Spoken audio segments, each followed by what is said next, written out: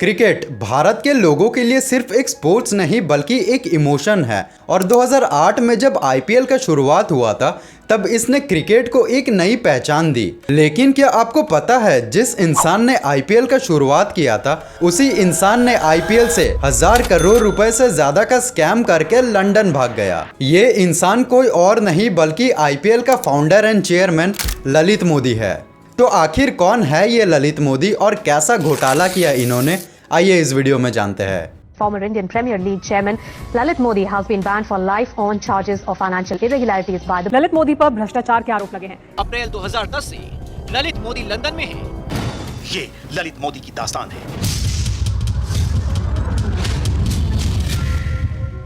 ललित मोदी का जन्म 29 नवंबर 1963 को दिल्ली की एक रॉयल बिजनेस फैमिली में होता है और उनके दादाजी गुजरमल मोदी ने मोदी एंटरप्राइजेस का शुरुआत किया जो कि एक कॉन्ग्लोमेरेट बिजनेस है और health care, education, personal care और सिगरेट का बिजनेस करता है। ललित ने अपनी पढ़ाई बिशॉप कॉटन स्कूल शिमला से पूरा किया और अपनी हायर एजुकेशन के लिए वो अमेरिका चले गए, जहाँ पर उन्हें ड्रग्स खरीदने के लिए और मारपीट करने का जुल्म में गिरफ्तार किया गया था और 2 सालों की सजा सुनाई गई थी। हालांकि ललित ने गवर्नमेंट से रिक्वेस्ट करी कि उनकी तबीयत थोड़ी सी खराब है, इसीलिए उन्हें भारत वापस भेज दिया जाए और कुछ इस तरीके से वो 1986 में भारत वापस आ जाते हैं और अपने फैमिली बिजनेस को ज्वाइन कर लेते हैं। और फिर 1993 में उन्होंने अपना खुद का बिजनेस मोदी एंटरप्राइजेस का शुरुआत किया जो कि डिज्नी और ESPN जैसे चैनल्स का कंटेंट को ब्रॉडकास्ट करने का काम करता था। लेकिन किस्मत ने उनका साथ नहीं दिया और इस बिजनेस में उनका सफर ज्यादा दिनों तक नहीं चल पाया और फिर 2002 में उन्होंने लॉटरी बिजनेस में कदम रखा, मगर यहाँ पर भी वो असफल रहे। हालांकि वो जब अपने हायर एजुकेशन के लिए अमेरिका गए हुए थे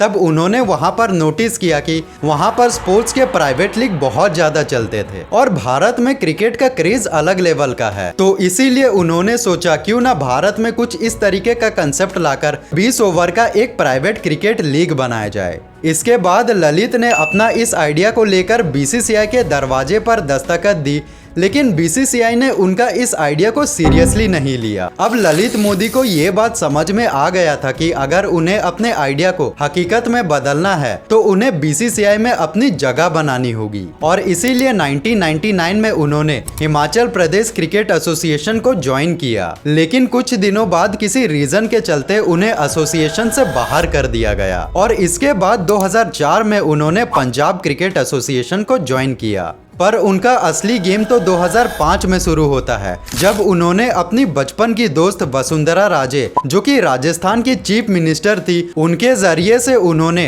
राजस्थान क्रिकेट एसोसिएशन में प्रेसिडेंट का पद हासिल कर लिया और देखते ही देखते उनका पॉलिटिक्स में कनेक्शन स्ट्रांग होने लगा, जिसकी वजह से उन्हें राजस्थान का सुपर चीफ मिनिस्टर भी कहा जाने लगा। और फिर 2006 में ललित ने कांग्रेस लीडर शरद पवार जी को बीसीसीआई का प्रेसिडेंट इलेक्शन जीतने में मदद किया, जिसके बाद शरद पवार ने खुश होकर ललित मोदी को बीसीसीआई का वाइस प्रेसिडेंट बना दिया। ललित अब अपने सपनों के काफी करीब आ चुके थे। उन्होंने अपना लीडरशिप स्किल्स को दिखाकर बीसीसीआई का रेवेन्यू बढ़ाने में काफी मदद की। बोर्ड के मेंबर इस बात से बहुत खुश थे और धीरे धीरे ललित ने उन सब का दिल जीत लिया और फिर सही समय का इंतजार करते हुए ललित ने अपना आइडिया को बोर्ड के सामने प्रेजेंट किया और बोर्ड ने खुशी खुशी उनका आइडिया को हाँ कर दिया और फाइनली 2008 में ललित मोदी का सपना पूरा हुआ और आईपीएल का शुरुआत हुआ। सब लोग ललित मोदी के काम से बहुत ही ज्यादा खुश थे, पर उन्हें क्या पता था नहीं सारुण के यहाँ कुछ तो गड़बड़ है, जरूर कोई ना कोई गड़बड़। दरअसल ललित ने राजस्थान रॉयल्स, किंग्स 11 पंजाब और कोलकाता नाइट राइडर्स जैसे टीम्स की फ्रेंचाइजी कॉस्ट को जानबूझकर कम किया और अपने दोस्तों और रिलेटिव्स को इस टीम का शेयर होल्डर बनाया। इसके अलावा आईपीएल में कोची टस्कर केरला नाम का एक टीम हुआ करता था जिसे कि बीसीसीआई ने 2011 का आईपीएल के बाद टर्मिनेट कर दिया था क्योंकि इस टीम ने बीसीसीआई को 10% बैंक गारंटी फीस जमा नहीं किया था। लेकिन यहाँ पर एक ट्विस्ट था, इस टीम का लगभग 19% इक्विटी यानी कि 70 करोड़ रुपए का शेयर सुनंदा पुष्कर के पास था जो कि उस टाइम के external affair minister Shashi Tharoor की वाइफ थी। ललित ने इस बात की जानकारी अपने ट्विटर अकाउंट पर दी और फिर शशि थरूर के ऊपर करप्शन का इल्जाम आना चालू हुआ, जिसकी वजह से उन्हें अपने एक्सटर्नल अफेयर मिनिस्टर मैनेजर के पद से इस्तीफा देना पड़ा। अब आप लोग सोचोगे कि ललित तो कितना ज्यादा अच्छा इंसान है, इसने शशि थरूर का स्कैम को एक्सपोज किया,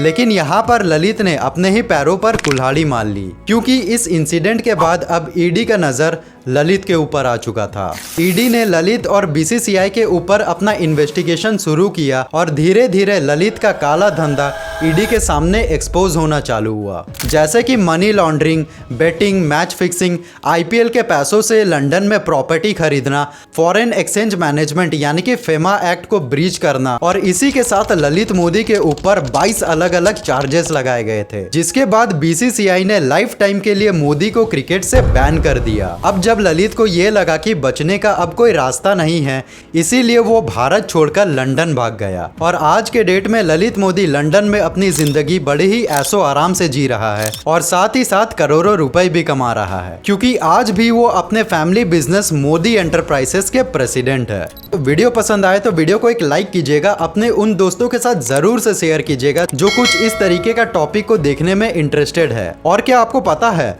बीसीसीआई ने 2009 का आईपीएल विनर डेक्कन चार्जर्स को आईपीएल से क्यों टर्मिनेट कर दिया था? अगर आप उस बारे में जानना चाहते हैं तो इस वाले वीडियो को जरूर चेक कीजिएगा। Hope this helps.